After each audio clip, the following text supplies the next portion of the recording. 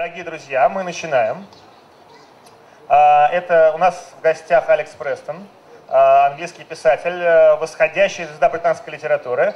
Его дебютный роман «Кровоточащий город» был выпущен издательством «Фантом Пресс». Вот он буквально на днях вышел, книжка продается на фестивале.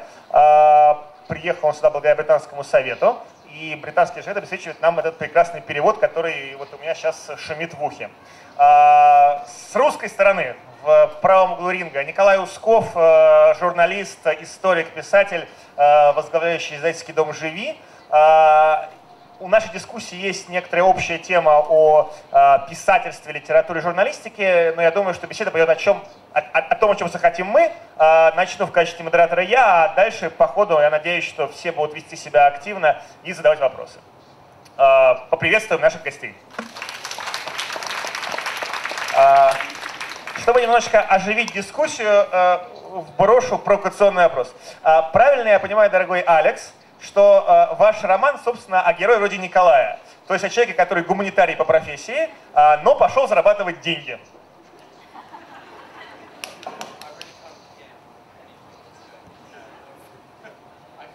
Алекс не слышит.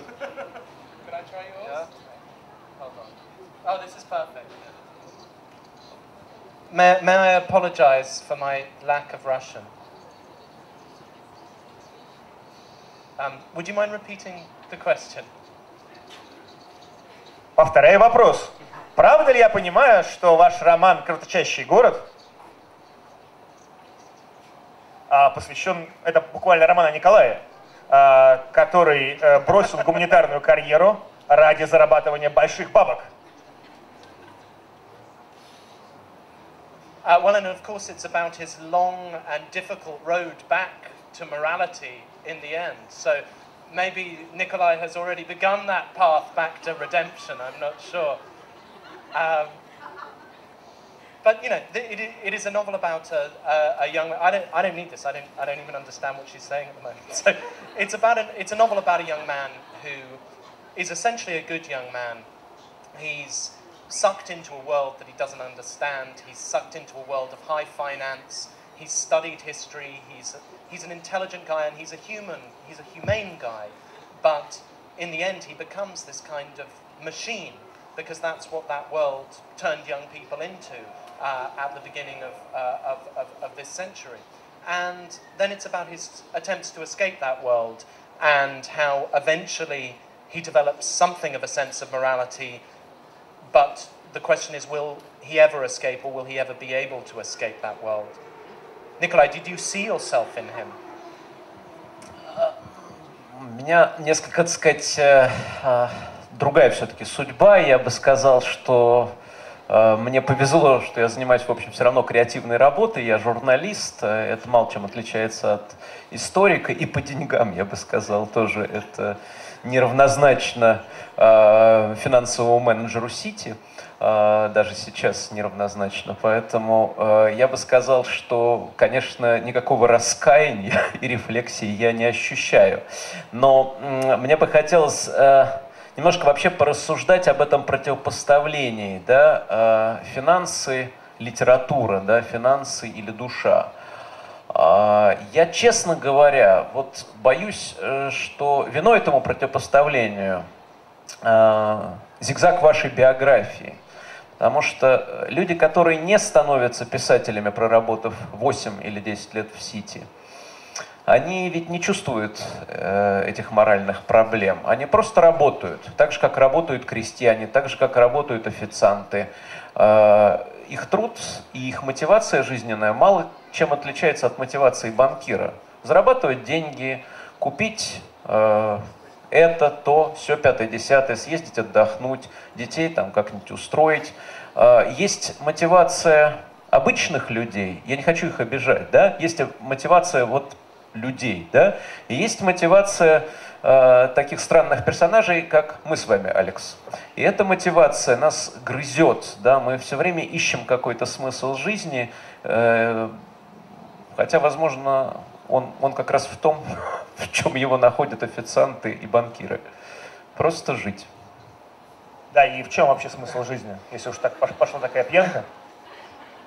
Well, here we go. That's at least we're dealing with some important questions straight up here. I think it's a really, really interesting point, because actually it is only relatively recently that this idea of trying to find a vocation or trying to live according to some deep morality in one's working life has come to the fore. You know, this is less than a century old as an idea in Western civilization. People of my great-grandfather's generation had a job in order to work, and they worked, as you say, and they devoted themselves to their work, and it was something that they did, and they made a life outside of that work. I think two things have changed over the past 100 years or so. The first is that people are working longer hours, and so people are more devoted to their jobs. Their jobs take over much more of their lives than they would have done in the past, and I think that's one of the issues. So we are more and more defined. We are not thought of as people, we're thought of as what we do. We're defined by our careers. And I think the second thing is that the way specifically the city has contributed to the movement of money away from the middle of society and towards the top end. The way that we have had an unbelievable, and nowhere is this more true in Russia, an unbelievable inequality of income, where in the US, the top 1% earns something like 40% of the GDP, of the income of the nation, where in Britain you have got a greater income inequality as we currently stand than you did even in the days of the robber barons of the 1890s. I think that society has gone wrong, and we have got to reevaluate ourselves, and we have a chance to look at our lives and to think what is important to us, what of the decisions that we have made are the right ones. I absolutely understand your argument, which is that work should be work, we should do it, we should earn these things, we should spend them, but that isn't the way to happiness. We know that isn't the way to fulfillment. Spending, you know, working all night so you can afford a pair of jeans is not a way to make people fundamentally happy. The way to make people fundamentally happy is to give them strong intrinsic motivations, to make them feel that what they do is valuable, to make them love their family and friends, to give them time to enjoy that family and those family and friends. I went the wrong way in my life. I made some really poor decisions at the age of 21, and I ended up working with a bunch of people I hated, doing a job I hated, a job I wasn't any good at all, actually.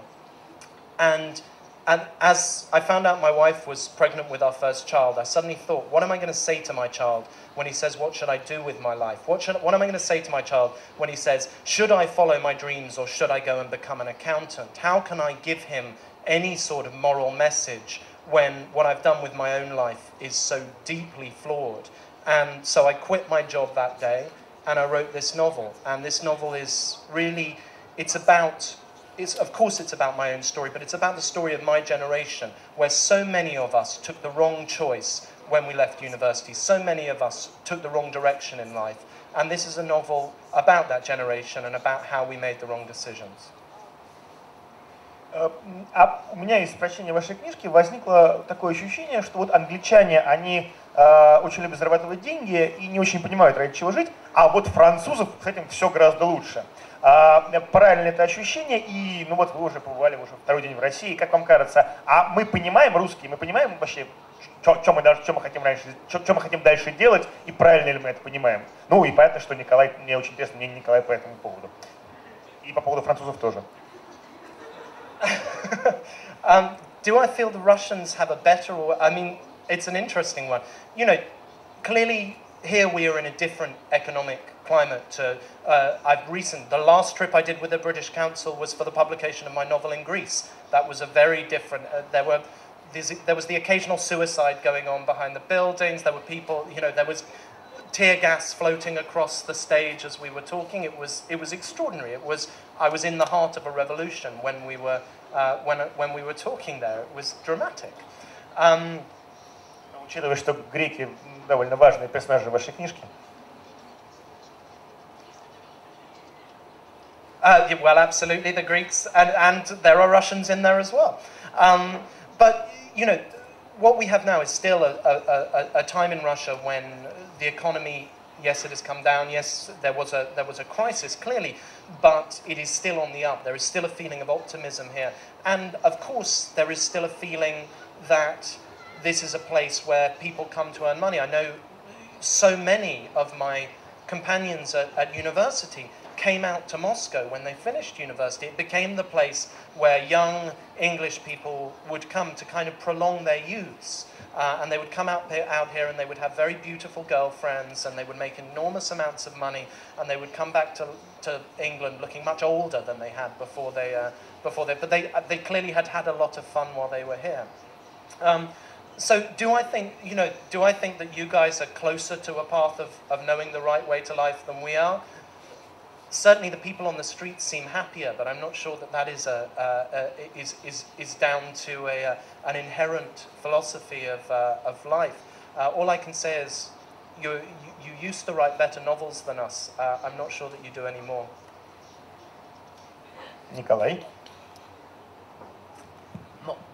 Я прокомментирую сразу оба, так сказать, топика нашего разговора. Мне кажется, что проблема нашей цивилизации, нашего времени, да, именно в том, что очень многие великие идеи, которыми жили наши отцы и деды, умерли или потеряли свою там былую яркость. Да, еще Ницше говорил, что Бог умер.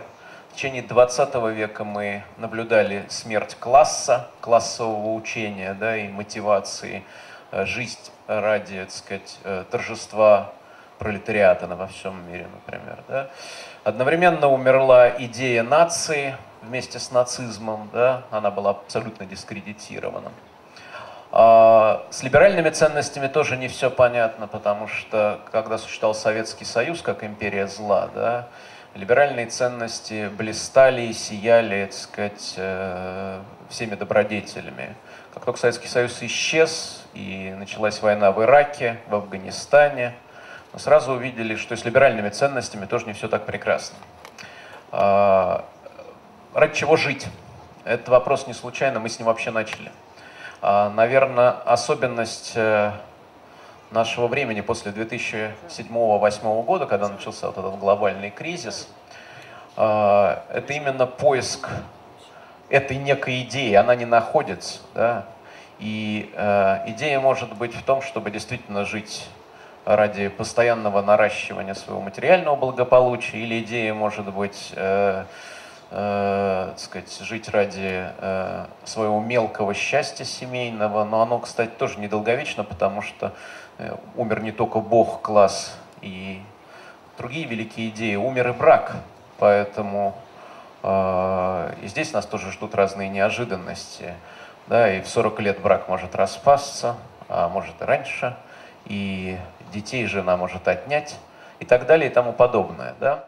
Мне кажется, мы тоже очень потерялись, и нарастание фундаменталистских настроений в России, это, конечно, безнадежная, но все-таки попытка, как мне кажется, обрести какие-то ценности. Не обретут, все равно все это, так сказать, провалится, извините, не хочу ругаться, но провалится. Потому что нет смыслов, да, в них никто долго не в состоянии верить. И ощущение какого-то тупика у меня есть. И вот одни французы, это уникально. Единственная нация в мире, которая вообще не парится, как мне кажется. Во Франции... Они-то считают, что у них все плохо, но охотно знают, что очень радуются, когда иностранцы считают, что у них все хорошо. Ну, то есть такое ощущение гармонии.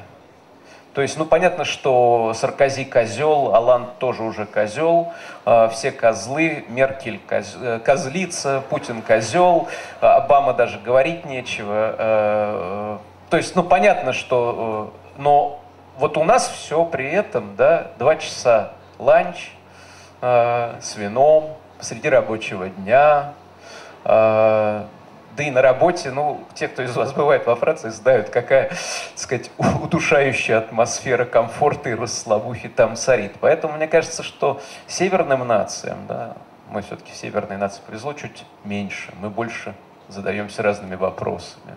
Надо больше пить красного вина. Ну вот в этом чрезвычайно справедливо и даже порой жестоко описанном кризисе современного мира, идей и вообще всего на свете. Какова функция писателя, как вам кажется? Писатель может помочь людям найти себя и найти путь? You know, one of the things, can a writer do that? Yeah, I mean, one of the things I felt about this book was that a lot of people had talked about the financial crisis from a factual, an abstract factual. There had been all these dry accounts of what was a subprime securitization, what was ABS, what was CDOs.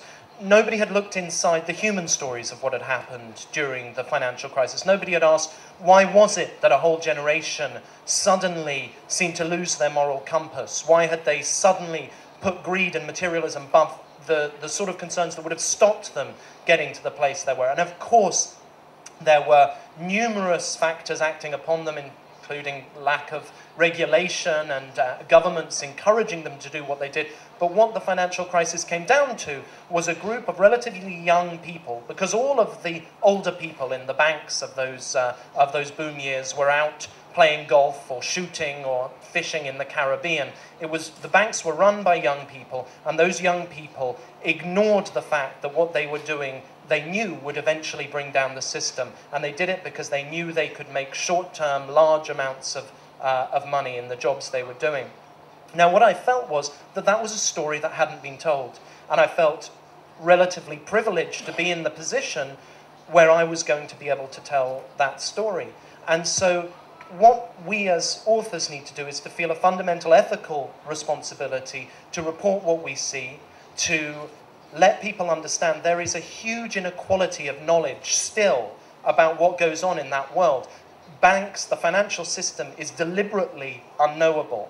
It holds itself apart from the knowledge of everyday people. And what I wanted to do was not to explain what an ABS was and all of these kind of strange financial instruments. What I wanted to do was to open the doors fully onto that world and to show what it was like to be in that world and to try and maybe bring a little bit of democracy into that relationship, which has been so undemocratic for so long, where people have, I think, you know, a lot of people have been comfortable not knowing about that world and just letting it go on, but now it has impacted on all of our lives, on every street, in every city in the world. What happened in 2007 and 2008 has had an impact, and so I thought it was so important to tell that story. And there are numerous other writers now who are taking up that mantle. But I think always the novelist, or my type of novelist, feels a need to talk about the way we live now. And I look back to Dickens, I look back to Trollope, I think about authors who, what they were thinking about all the time was trying to hold a mirror up to society and try and say, let us look at ourselves, and let us look at ourselves with a kind of remorseless gaze and try and work out where we are now and where we are going. Николай, ваш ответ, и, возможно, не только как писатель, но и как человек, который следит и за зарубежной, и за русской. А русские писатели могут взять на себя такую функцию? Но мне кажется, они успешно и берут. Я думаю, и писатели, и журналисты, здесь, так сказать, уместнее употребить прекрасное английское слово writer, да, потому что, конечно... Литератор. Да, конечно, современный писатель — это не только автор романов, это автор эссе, статей и так далее, потому что это тоже, в общем, литературные жанры и очень важные для литературного процесса. Они создают такой вот общий гуманитарный фон, как мне кажется.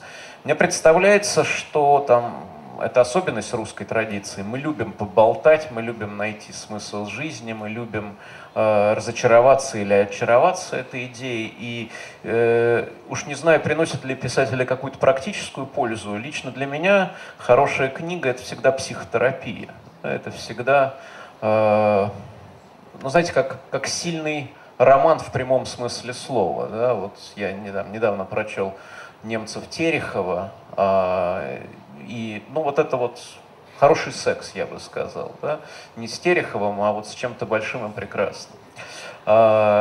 И это очень важная функция литературы. Она может разрушить мир, потом его собрать заново, собрать и разрушить, да, неважно, но она погружает тебя в какую-то совершенно невероятную эмоцию, в которой в обычной жизни многие из нас, увы, вообще не находятся, не пребывают в силу разных обстоятельств. Поэтому я как раз считаю, что литература, да, многие говорят, что литература, большая литература там в России или в мире умерла. Я считаю, что она есть, она очень интересна. Какие мы, такая литература. Я с удивлением, например, обнаружил, что Николай II, последний русский царь, получивший, в общем, лучшее образование, наверное, какое было возможно в России, тем не менее, знаете, когда прочел «Войну и мир»? В 18 году, за месяц до своего расстрела. Потому что никому не могло прийти в голову, что царю нужно читать каких-то новомодных писак, вроде Льва Толстого. Салтыкова-Щедрина он тоже прочел в это время примерно, за месяц, за два до расстрела. То есть мне кажется, что мы часто недооцениваем там наших современных писателей. Они делают прекрасную работу. Хотелось бы, чтобы им платили так же, как, во всяком случае, платили писателю Чехову, например. Вы знаете, да, или писателю Горькому, да, самые коммерчески успешные российские писатели. Или писателю Дэну Брауну, извините. I also think that still there is nothing like, as you say, that feeling of getting lost in a novel.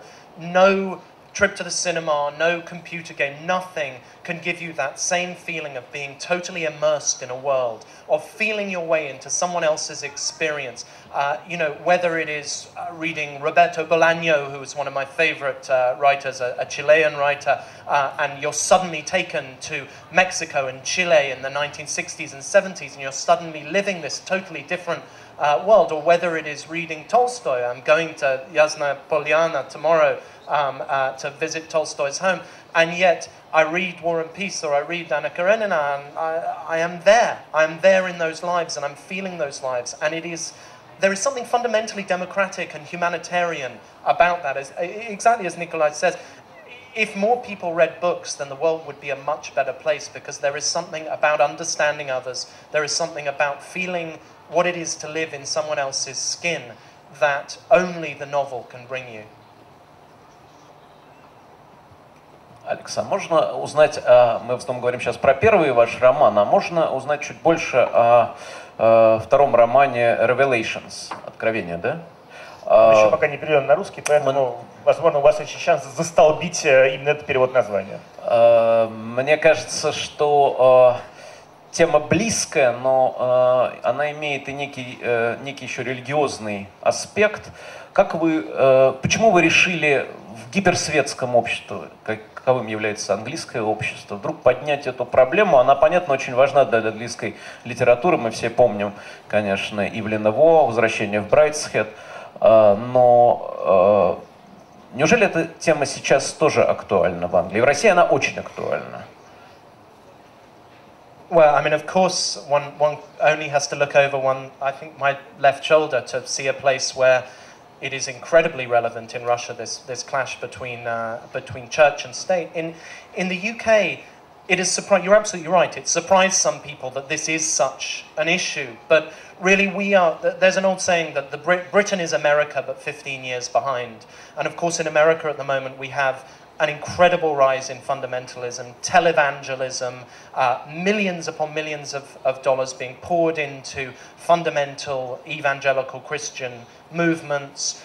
You know, we have presidential campaigns and certainly the Republican campaign, where all of the contenders were from the outer reaches of religious belief.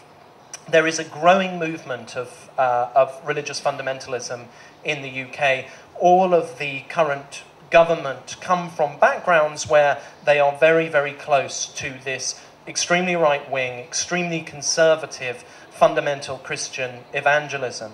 Now, why I came to write this book was partly I wanted to address this because I don't think anyone had written seriously recently about the rise of fundamental Christianity within the ruling classes in the UK. But the other thing was that it is very, very big in finance, in the city of London, in the square mile, as we call it. And the reason it's big is because this is a religious movement, and the big one is called the Alpha Course, and this is something they all go to.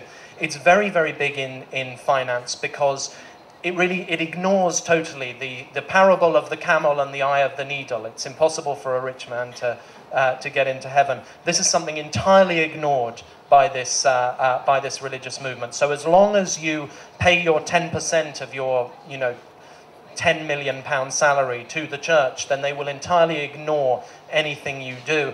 But woe betide you if you happen to be homosexual, or if you happen to have sex before marriage, or if you do anything in the least bit wrong between the sheets. It's a catastrophe for these people. And so I was disturbed that this very, very old-fashioned, very, very fundamentalist movement was creeping into all of the corridors of power of the UK. And so what I wrote about was a group of young people who join this fundamentalist movement and who find themselves really lost in this movement and taken over by religion, moved like pawns on a chessboard by the religious leaders who run this movement. And it's done incredibly well in the UK, the book, because I think, as I say, it's the first one to talk about this, but also because there is this fundamental creepiness about that world. There is something really disturbing about the fact that these are Christians who speak in tongues. They have the revelations they have. They have incredible moments where they roll around on the floor and they believe themselves possessed by God. And yet the next day they're coming in and they're making decisions about billions of dollars of pension funds, or they are in government and they're making decisions. And it just seems that it is both an irrational and an incredibly illiberal and right-wing move that hasn't been adequately documented. And thank you for letting me talk about it. На самом деле, мне кажется, очень интересная проблема, которую мы, в общем, во многом проглядели. Да? Вот, скажем, арабская весна, о которой все говорят как о некой борьбе с диктатурой, это ведь на самом деле фундаменталистское религиозное движение. Это так называемый чистый ислам, и наши проблемы в Дагестане, убийство заместителя муфтия в Казани, убийство шейхов в Дагестане недавнее, это акты вот той же фундаменталистской революции, которой на самом деле и последний роман Алекса, да, она охватывает, и скандал с Pussy Riot, это тоже, это вот звенья одной гребаной цепи, как у нас принято выражаться в последнее время. На самом деле, действительно, ощущение какого-то фундаменталистского оживление есть. Это на самом деле мне как там бывшему историку страшно интересно, что происходит, что нас ждет в ближайшее время. Изучаем его период. Да. Я церковный историк, да, и вот я хотел бы задать такой нам всем вопрос по поводу популярной несколько лет назад концепции нового средневековья, да, что время управляется не идеей прогресса, то есть мы движемся от дикости к благодати, а время циклично, да, то есть мы, собственно, не обязательно движемся вперед, мы можем двигаться назад, вбок, вправо, влево, по кругу и так далее. Мне просто, честно, хотелось бы задать вопрос, наверное, всем. Как вы ощущаете время, да, современное время? Оно линейно, оно движется вперед, или мы движемся вперед к средневековью? I'm interested. Yeats, of course, famously said that time moves in a Gaia, which is this strange circular movement where we kind of go up and down and round at the same time.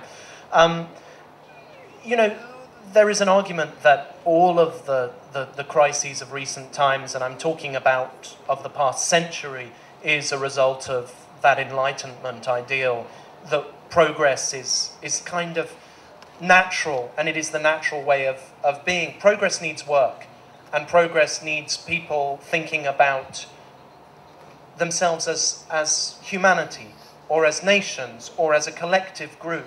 And it seems to me that one of the things that has fallen apart in recent years is thinking about ourselves collectively in the right way. And I think perhaps one of the reasons why these fundamentalist religions have gained such traction is that they offer a community to nations, to groups of people who no longer find that sense of community within their local lives within their cities. The cities of the world, I think, have become incredibly alienated places. They're places where it is very difficult to feel at home. I'm not sure if that's true in Moscow. It's certainly the case in London, New York, Tokyo, the places I've lived, that young people, old people, feel very, very cut off from the people around them. We no longer know our neighbours. We no longer have any sense of living properly in a place. And with that has come the sense of thinking of ourselves in communities and thinking of ourselves as groups of people moving forward together.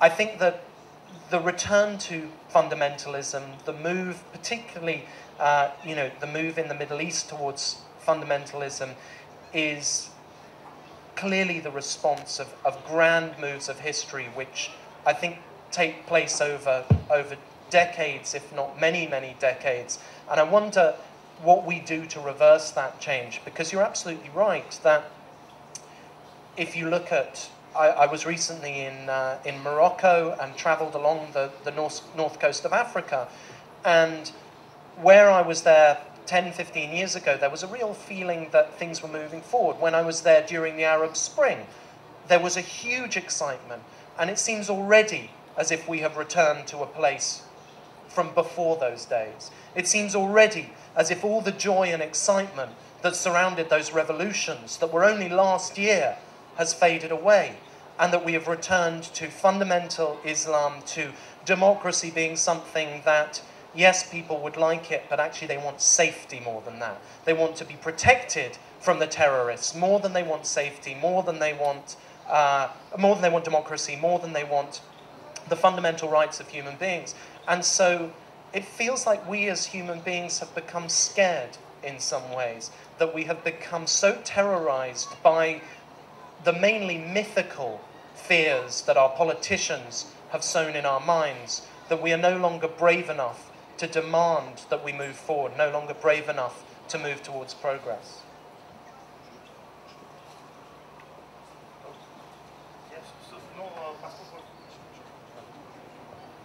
Я так заслушался, что забыл включить микрофон. У меня вопрос, собственно говоря, даже скорее к Николаю, чем к Алексу, но, собственно, по итогам последнего выступления Алекса. А как вам кажется, вот у нас те же самые проблемы, что в Англии, или мы все-таки там чуть дальше, там, вот, допустим, как в Англии, именно связанные с каким-то таким возрождением фундаментализма и вообще какого-то, ну, или, скажем, по-другому, интереса к религии? Мы ближе или дальше? Потому что это довольно важный вопрос.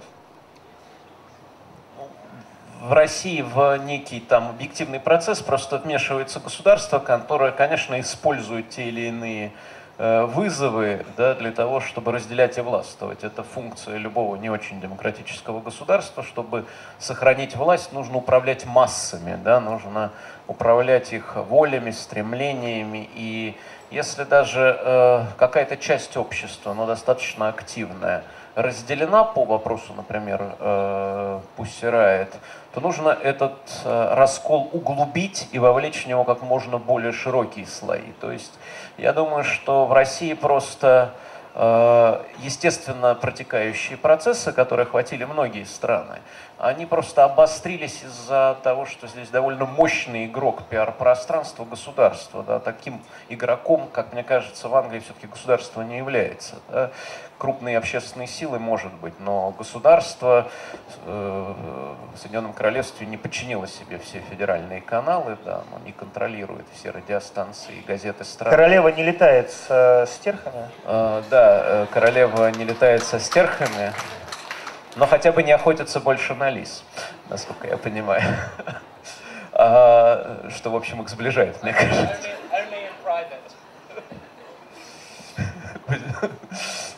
Да. То есть мне кажется, что общий процесс просто имеет некую российскую специфику, он, безусловно, общий. И, наверное, вы бы не чувствовали такого ожесточения сегодня в обществе, если бы государство просто не вмешивалось в эту ситуацию. Да? Ну, какая-то там какое-то столкновение между либерально настроенными людьми и, так сказать, выцерковленными или там просто больными. И выцерковленными либералами.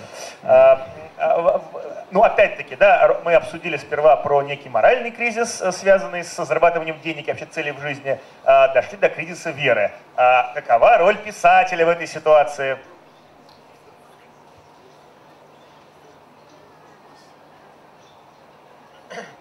Can I just quickly come back to what Nikolai was... I will try and answer that. That's a much broader question. But one of the things I think is really fascinating, and I wonder if it's widely known here, is how enormous the Pussy Riot story has been in the UK. That it has been dominating the British press for the past 3 weeks. Every single day there is a new story about it. And it makes me think a little bit why it is this particular story. Yes, of course, one can understand that it's an extraordinary story, but why it has come to dominate the British press so much, and what it is hiding from ourselves that we look for in this story. And I think one thing is we have a conception of Russia. We expect certain things of Russia in the UK, and this seems to us a typical Russian story, and so it has played out and out and out. I think the other thing is, Britain is not. There's to use a religious story. He who is without sin cast the first stone. This time last year, I was covering stories for the New Statesman about the UK riots. I'm not sure if this was a story that got out over here, but there were huge riots, and they started off in North London and they spread throughout the country. People setting things on fire, people burning things, and really it was anarchists, it was people just saying the world has become so unfair, the cuts to students used to get their university education paid for, that is no longer the case. So there was this great sense of unfairness in the UK. In the wake of that, a friend of mine who swung from a flag on the cenotaph, which is the monument, the Warren Monument in the UK, was put in jail for 2 years. You didn't get Madonna trying to defend him. You got other people. A guy in Nottingham stole a bottle of water from a supermarket during this thing and was put away for a year in prison for that. And yet nobody saw that in some way as a kind of offence to civil liberties or an offence to democracy. There's something rather hypocritical about the way that the British press has responded to the Pussy Riot, to what has happened with Pussy Riot. And I'm kind of interested to hear what the view is from Russia about that situation too. Maybe then we could come back to your question of religion. Мое мнение, хотите сказать, или мнение зрителей? Мое свободу пущирает, понятное дело. Ну что, я драный либерал, ну что с меня взять? Николай тоже что-то прокричит. Ну, разумеется, свобода пустирает. Ура! Ура! Но на самом деле, конечно, наверное, Алекс затронул такую интересную тему стереотипов, которые существуют между разными культурами, разными странами. Да, он очень интересно сказал, что это то, что мы ожидали от России, да, и поэтому об этом пишем.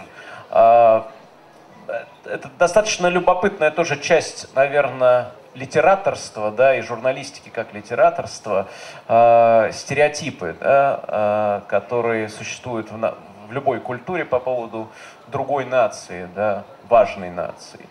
Безусловно, в русской культуре масса стереотипов о британцах, которые в большинстве случаев, они очень лестные, но они рассыпаются, конечно, как правило, при столкновении с реальной Британией, в которой, конечно, все совершенно уже по-другому, чем в XIX веке. Тем не менее, мне просто важно, что этот аспект тоже возник в нашем разговоре. Может быть, если мы переключимся потом к каким-то вопросам от нашей аудитории, уважаемой, была бы такая тема, на которую мне хотелось бы услышать мнение, какие стереотипы сегодня существуют о Великобритании в сознании русской читающей публики. Да? Ну что, проэкспериментируем? Любой желающий может рассказать сейчас Алексу, что он думает про Англию, как он себе ее представляет. Там про этих ткачих Ноттингема, про футбольных болельщиков. Ну, кто самый смелый? Поднимите руку. Не осталось никого из этих моих друзей, кто про Пушкина рассказывал? Ну, кто?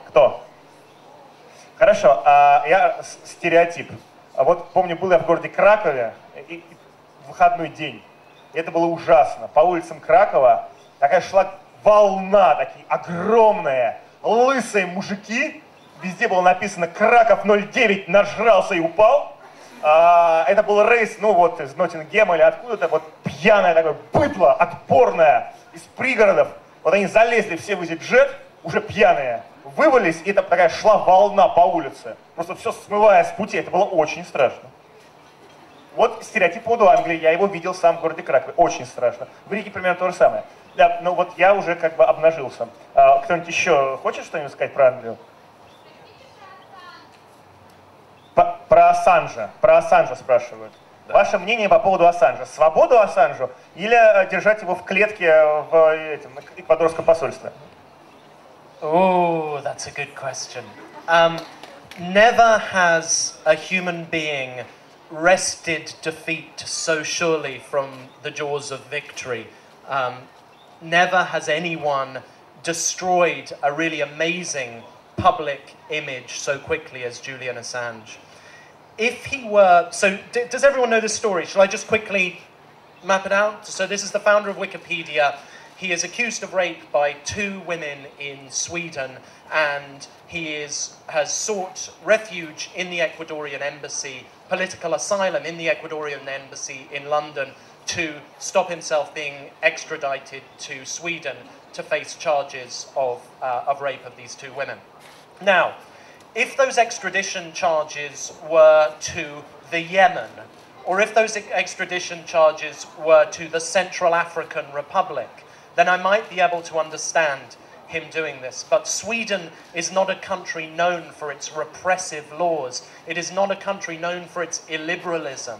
And frankly, it seems likely that whatever happened that night with those 2 women, Assange did something fairly dodgy. His worry is then that if he goes to Sweden, he will then be extradited to the US, where of course he faces charges of leaking official secrets. Wikipedia puts so many stories from Afghanistan, stories from Iraq on the web, that his worry is that this is a chain of events.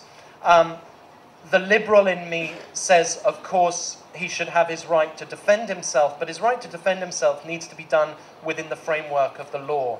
And unfortunately, he is unwilling to face the law. I certainly don't think that the British, as they have been talking about doing, should storm the Ecuadorian embassy to drag him out. But I rather like the idea of 30 years from now, Julian Assange still living in the Ecuadorian embassy on a little camp bed that he's got in someone's office there and carrying out his kind of one-man war there. I like that image, and I think probably that's sort of what he deserves. Еще вопросы, друзья?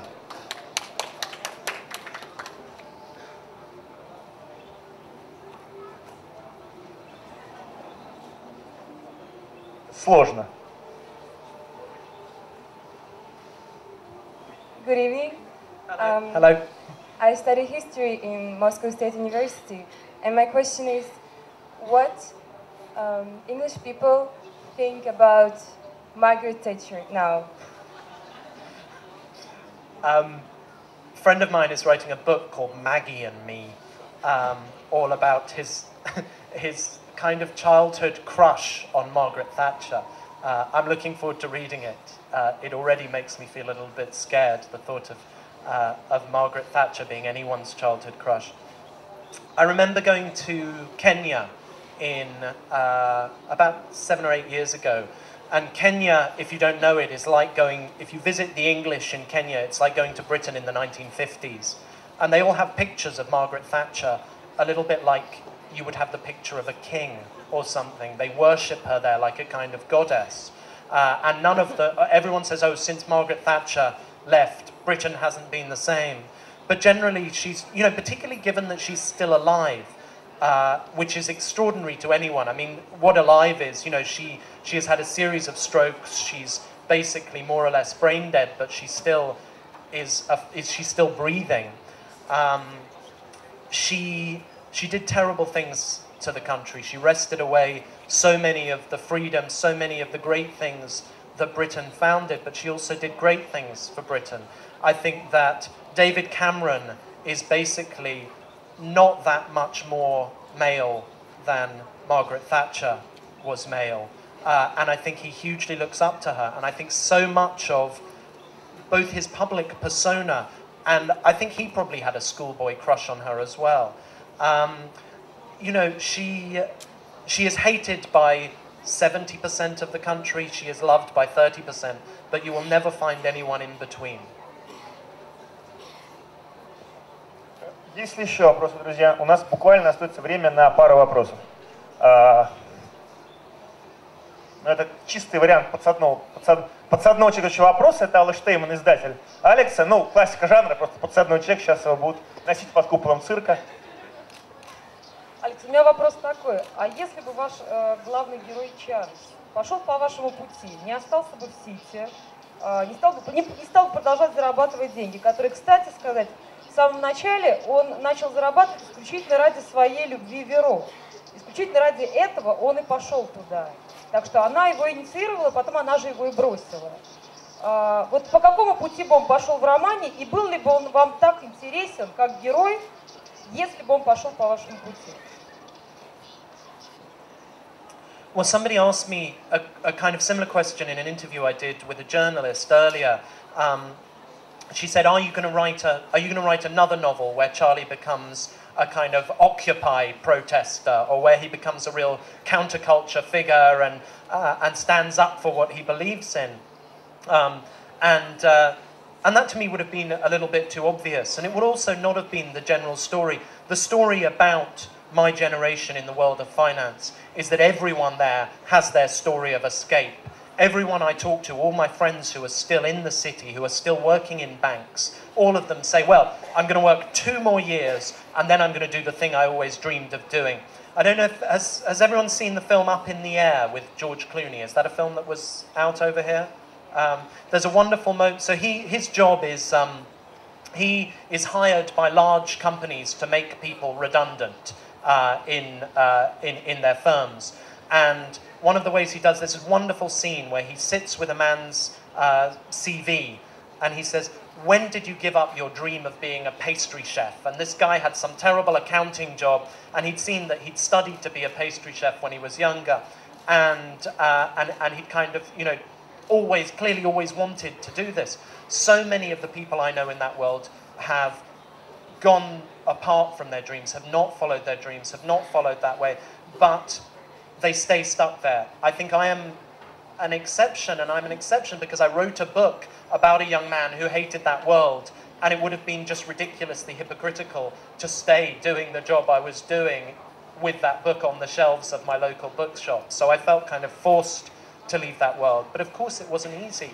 And you know, my children, my family are not going to have the kind of magazine bright, holiday-filled lifestyle that they would have had if I had continued in that world. But again, I mean, this comes back to Nikolai's kind of rather piquant first question, that it is, you know, what is important? Are these things important? Actually, should we just be working for money and enjoying the frivolous delights that money can buy us, or should we be looking for something deeper in life? Последний вопрос. Особо ценный. Хорошо. Сейчас я попробую до вас дойти, но это будет тяжело. Так гораздо проще.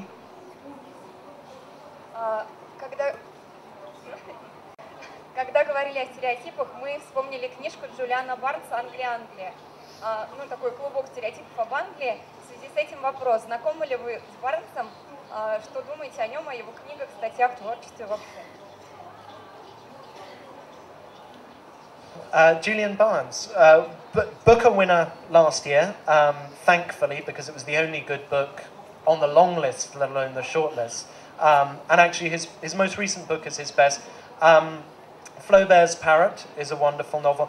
I've always felt that he was in the shadow of some of his British peers. You know, if you think of Rushdie, Ian McEwan, Kazuo Ishiguro, you would always put Barnes slightly behind them until until the latest book, which has been enormously successful, and I think which has caused people to reread his earlier books. Flaubert's Parrot is a wonderful one. That's his first novel. It's a wonderful novel. He's a very quiet novelist. He doesn't shout what he does, but what he says in a very beautiful, very thoughtful, very interesting way. There is, you know, I think this is a kind of golden age for the British novel. We have so many great novelists writing so many great books at the moment that one can barely keep up. And I think it's partly down to the fact that you had that older generation, and now you've got the likes of Zadie Smith, you've got the likes of John McGregor, you've got a bunch of new, young, exciting writers who are really taking up that mantle and who are writing extraordinary books that, you know, do all these things that we were talking about, the power of the novel earlier, that let you live other people's lives in a rich and wonderful way. Друзья, к сожалению, наше время подошло к концу. Давайте поблагодарим Алекса, Николая, а также британские советы издательства «Фантом Пресс».